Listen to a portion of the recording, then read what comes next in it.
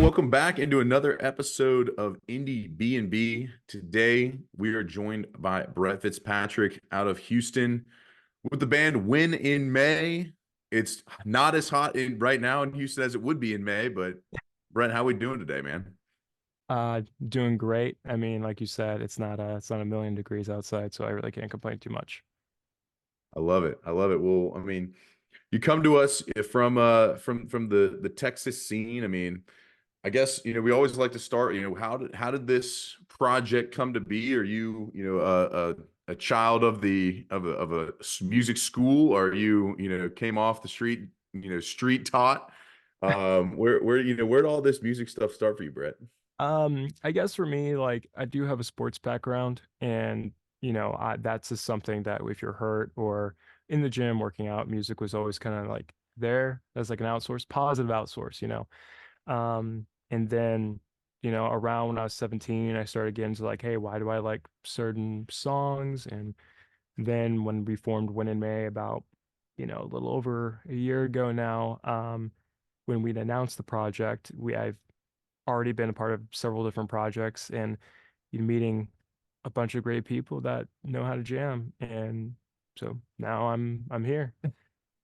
It's funny you mentioned the kind of the sports aspect of like basically people don't realize the weight room folks and people who are sitting in those weight rooms every day are listening to probably more music than any other person that's just a regular Joe. They have more Right. time. They're listening to music in their car. They're sitting in the weight room all day listening to music. So, what was it about the kind of those experiences that kind of shot you into wanting to make music? I mean, like for instance, like I really wasn't somebody that grew up heavily on the internet. So I missed out on some internet fads and bands at the time, and um I would just listen to whatever was good. So I never really got the cultural side of why certain bands were so big or so popular or so hated by other people, right? So I would just listen to everything. Like I didn't have to listen to hard rock when I'm picking up weights or anything like that. I'll listen to jazz or reggae or R&B while running, just whatever sounded good that I could imagine myself being in a movie in and just kind of distract myself from, because let's face it, nobody likes cardio. I don't know who is a sociopath who likes cardio. I personally don't. So, I would just want to get lost in my own thoughts as I'm just trying to get through 30 minutes of cardio. Yeah, I got it. I definitely identify with that, and any by any means necessary, the distraction is welcomed, for sure. Well, I mean, get into this project like, did you start out with multiple writers? Did you start just kind of toying around on a guitar? Like, what were kind of the impetus So of getting into Win for in May? yeah, for Win in May, I mean, I had met a lot of people just through other projects and being in the scene. And Keon, who's our main producer, he reached out to me and just wanted to see who I was, wanted to make some great music. And at first, it just started out with two people, and then as we started gaining popularity, we came up with a name, we came up with a logo. People really liked it. Um, we started working with a lot of different composers, different guitarists, bass players, drummers, We never really had a set lineup of people that we wanted to also buy into this, and which kind of helps with our sound and can always make our songs sound different while me and Keanu are the two main writers of this. That way it still sounds like a Win and May track while we have different players. And like the people we have currently that help us with our shows and when we go on the road, even though they're not writers, they treat the songs as if was their own. And now it's we're up to around 10 to 15 for the total EP right now, and we're just if people have good ideas, we want to incorporate it the best we can. Nice. So like, what's the so do you guys have kind of a lockdown writing process, or like what You does it know, look like to create for you guys?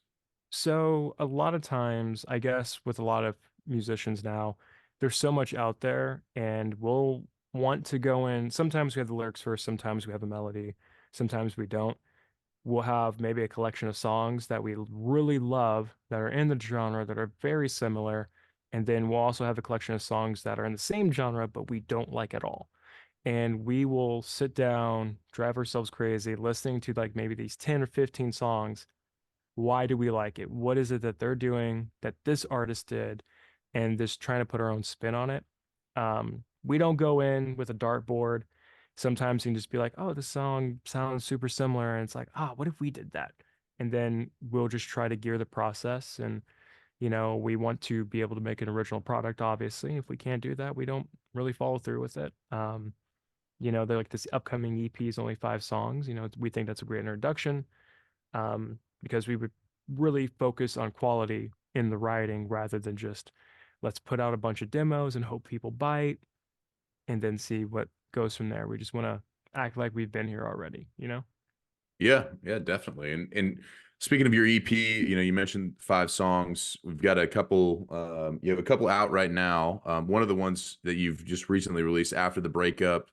You guys are surging with that one with over 11,000 streams so far. Like for that one in particular, we want to put the song spotlight on it. Like, what was that impetus from where that song came from nothing to something? How did how did you guys create that? What did it look like?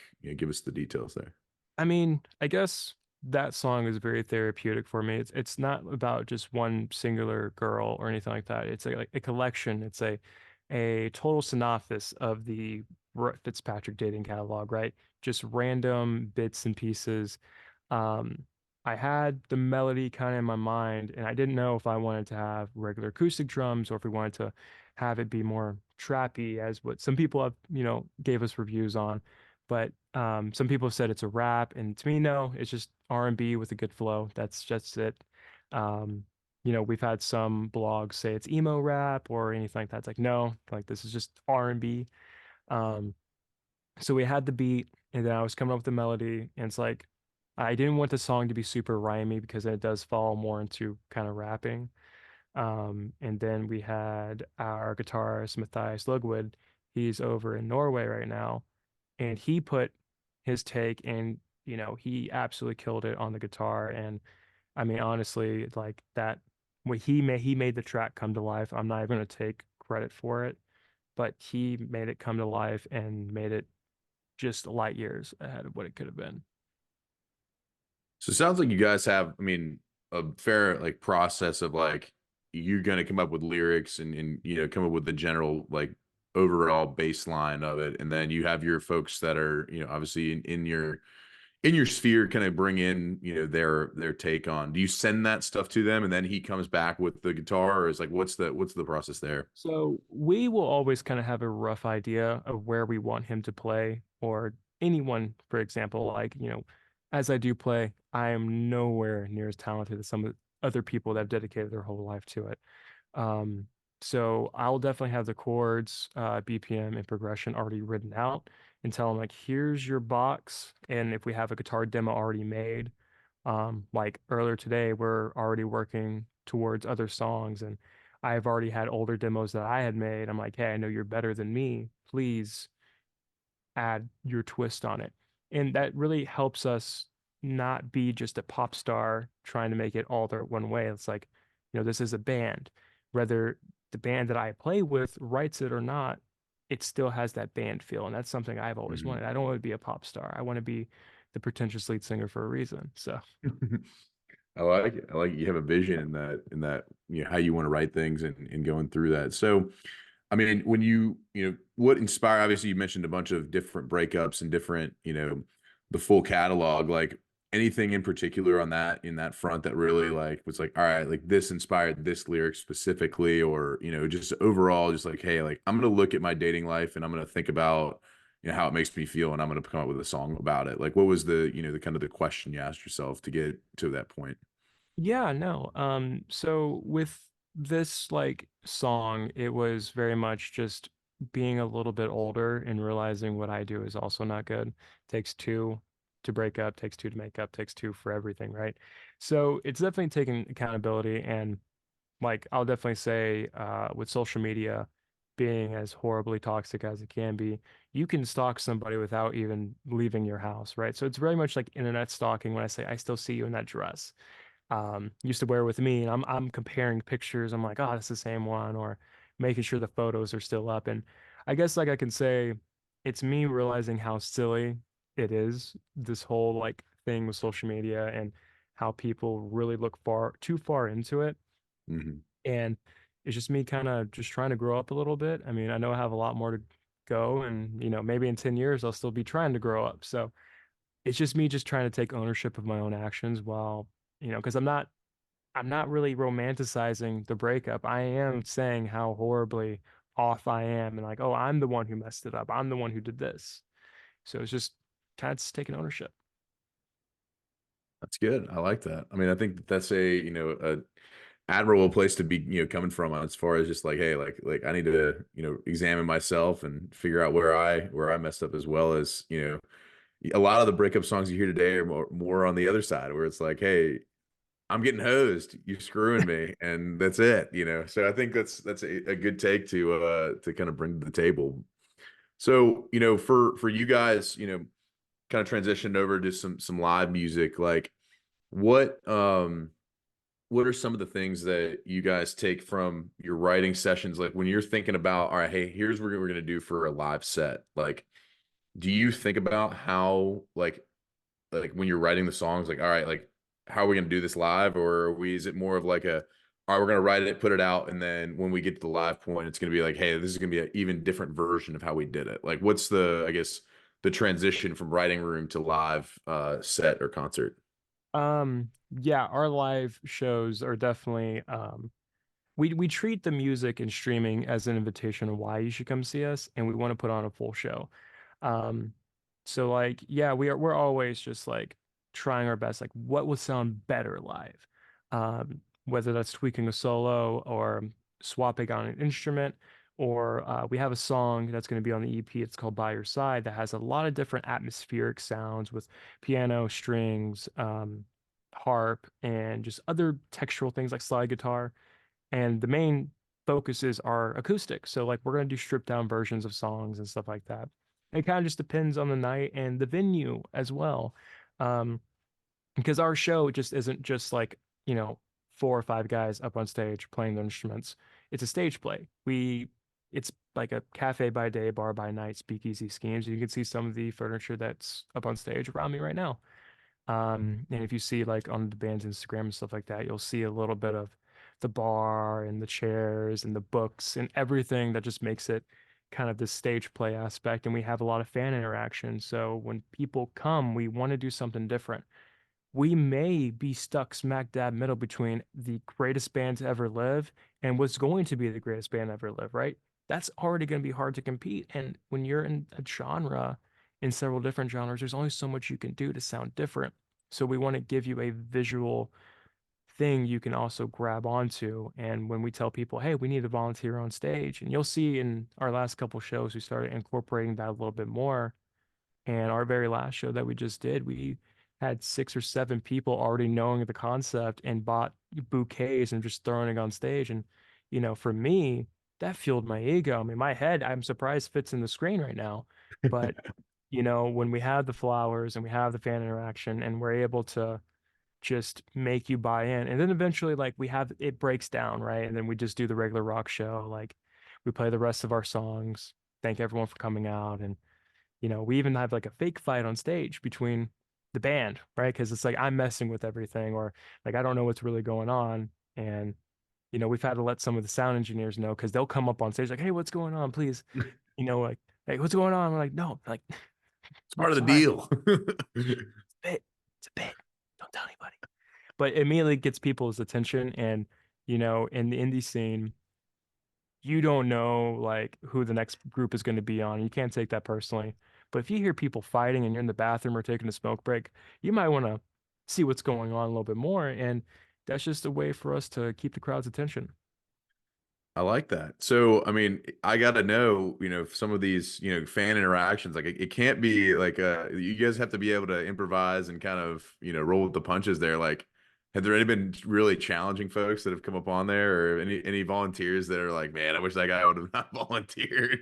Yeah, so I can't say we've had difficult interactions, but we are prepared. Our first couple, so one of our bits, like cheap red wine after the breakup, I have the wine bottle, right? I'm drinking on stage, right? Falling into the bar concept. And my synth player, he'll rip the bottle from me. We actually had a group of girls that kept going up to the bar and kept buying me drinks and leaving them at my feet. And I wasn't realizing. So eventually, like, they almost stepped on stage. I'm like, oh, perfect time, actually. And I'm like, well, then I turn over. I'm like, where did all this come from? And then our very last show, which is our latest Instagram post, I, ran off stage because I knew who I was gonna have. Like I saw them. I'm like, oh, they already bought merch. They've already been telling their friends to listen to us. I was over here and I'm like, you are gonna be perfect. And then we have another show coming up. Not sure when this is releasing, but on the 27th of March, we're having another show. And, it's a midweek show, so we're not sure who's going to be there, but we know we have our diehards there that haven't gotten their chance. So our goal is to try to bring them out, or, you know, uh, everyone that's up there is an entertainer. We might just bring another band up on. It's like, hey, I'm bringing you. Like, you're doing double duty tonight. So, Interesting. So it's like you got to be on your toes when you're at a Win in May show. I mean, it's you better be yeah. ready for some participation. You better be anticipating some drama on the stage. I mean, I like that. I think there's something to be said about like if you're in between the two. I like the way you put that in between the two greatest bands ever. It's like there's something that's got to grab you and hold you, and be able to like you're going to be the one thing that people remember, no matter what they saw. It's like, dude, but what about that band who had like the whole red wine thing and like they were Yeah. fighting on stage? Like, I mean, what are we talking about there? Um, I love that. I love that. Well, I mean, obviously you've had some time to like think through the bits. I mean, and like and get into the have it be a full kind of performance. Like, how long did that take you guys? Like, how many shows before you felt like, all right, it's where we want it to be. What was the refinement process? Do y'all practice the bits with each other and Um, then you go on, or is it yeah. kind of just full So out? what's really great is we're just now starting to take over the scene, and we're still adding on. We're buying new furniture. Things are going to break. It's just going to happen. You're going to have to replace it. You might find something better. Because we'll go to little, knickknack shops and little like furniture stores that are like consignment based. And you'll find like the weirdest, obscurest stuff. Um, with the band, we're always kind of improvising. Like we haven't had a show start the same. We haven't had it end the same. And that's what's great. Like everything's going to hit the fan at some point, or it's going to be the most perfect thing. We're still tinkering with it, and that's what we tell people. It's like you're not going to get the same show twice. As much as we would love to be able to emulate some things, you just can't, right? That's not practical to think about, right? So, um, we do try to practice, we do try to rehearse because, when you're in a room and you have like one person monitoring, like, oh yeah, just making sure that we look and we're on time. It's awkward. It's so incredibly awkward. You feel like, man, what am I doing? And then when you get up on stage and you have, 50, 75, 100 people that are just there watching you, it's like, oh, it's kind of easy. Like, Hmm. I don't know why it feels that way, when we're just playing instruments and stuff like that. But then when we're trying to do everything else, like my synth player, Seth, he felt very awkward his first time doing it. And then our next show, he's just like, yeah, it's whatever now. It's like, hey, Part it of the feels deal. better. And, dialogue's going to change. How we fight's going to change. We try to keep it on toes because we're all three of us are jokesters, right? So we're gonna say something that's gonna we want to try to make the other guy crack, and that's gonna in turn make the crowd laugh a little bit, right? Like we're not a comedy act by any means, but we definitely want to break the tension so you don't know it's real, right? We want you to Yeah. know that we're saying these absurd insults to each other that are not real. It's nothing like oh, you know. That way we know you have some sort of kayfabe to kind of buy into. I love that. I love that. Well, I'm excited for the tour dates, coming up. You mentioned some before we got on here that you got, a lot in Dallas, coming through to the area in Florida and in San Antonio and some other places. So, I mean, they can check those out on y'all's Instagram, I'm sure, at Win in May _band, correct? Yep. Yes, sir. Awesome. Awesome. Well, transitioning out to the back half of our show here, Pete Peterson's party pack of questions. I'm already excited for Brett, your answers on these ones. This will be good. But we'll start quickly. We'll go through. It's rapid fire, so it's a this or Okay. that. If you want to have a little bit of reasoning behind it, you can definitely do that as well. But we'll fire them off right here. All right, Pete Peterson's party pack questions. Question number one. Here we go. Cake or pie? What are you preferring? Cake. He's a cake guy. All right, let's go. Salad or soup? I'm a salad dodger. So soup. All right, all right. Keeping it, even though it's hot in Houston, he's eating soup. Love it. Sunrise or sunset? What are you seeing more of these days? Sunset for sure. All right, beautiful, beautiful. Would you rather hit a home run or score a touchdown? I have hit a home run. I have not done a touchdown. I have not had that ability yet. So touchdown. That's on my bucket list. I love it. I love it. All right, nights in or nights out? What are you having more of these days? But definitely, I'm having more nights out just because of the career path, but I'm definitely kind of a homebody. So nights in. Nights in. All right. All right. And when you do go out though, and you get a little excited and A little bit of the bubbly. jam comes on, are you more likely to do the robot or the worm on the dance Ooh, floor? definitely the worm. Definitely the worm. All This right. The jacket tie is showman. coming off. I'm going. Showman. I love it. I love it. All right. When you hit your favorite Tex-Mex spot in there in Houston, there's many of them. Are you going guac or queso? Ah man. Uh I got dairy allergy. Just found out not too long ago. I'm going guac, but man, I love me some good queso. He might endure the pain, but if he's looking to stay pain free, he's going guac. I love it. I love it. Waffles or pancakes? What are you getting more of these days? Pancakes. I have not had too many waffles in my lifetime. All right. All right. Coffee or tea with those pancakes? Coffee. All right. Dogs or cats? What do you Dogs. Dogs. And I know I'm gonna piss off some of our fans, but dogs are better. all right, dogs are better. I like it. Ninja or a pirate? What are you more like? I'm more like Yeah, probably a pirate. I don't know, man. Like my bones creak and pop, and I'm always a little too drunk. So I like it. I like it. Gatorade or Powerade? What are you drinking after a show? Getting uh fueled. can I body armor? Body armor. Body armor, third option. I like it. Yeah. All right. All right. Like we support that. We are not sponsored by Gatorade nor Powerade, so we do not care. Yeah, I like that. That's a Yeah. good answer. Toast or bagels? What are you eating more of? Toast. Okay. All right. Chips or pretzels? Ooh, pretzels. I like that. I like it. That includes soft pretzels. People don't understand that. Yes, soft pretzels Uh, are awesome. yeah. Fries or tots? Depends on the place. Oh, it depends on the place. Yeah, oh God. I know more fry places than more hot exclusive places. So Okay. Fries? fries. Yeah, go fries. He's hitting fries. All right. TV show or movie? When you have a long day, come home, you're ready to unwind a little bit. What are you watching? Ooh, very, very subjective. I don't know. I don't know. I'll go with the movie. Go with the movie. Okay. All right. Are aliens real? 100%. Okay. Bigfoot. Is that real? Yeah. I could not. I mean, have I seen him and myself in the same room? No. But I've also seen my dad walk around naked before, and I think I saw him. So, Okay. All right. Fair enough. Love at first sight. Is that real? yes. All right.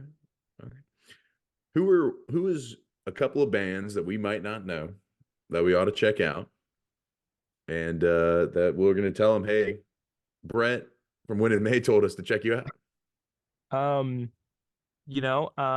I'm okay. So I'm gonna go with Modern Love. They're really awesome. I'm gonna go with Milk with a period. There's multiple milks out there, but the Milk with a period is a really good one. Um, God, who else? Who else? Joan. They're really, really awesome. And then Sleepwalking Animals. Those are some bands I think people should really check out. All right. So I All got within my under a million listeners too. So like, hey, you're gonna definitely find some bands before they blow up. yeah, that's good. I like that.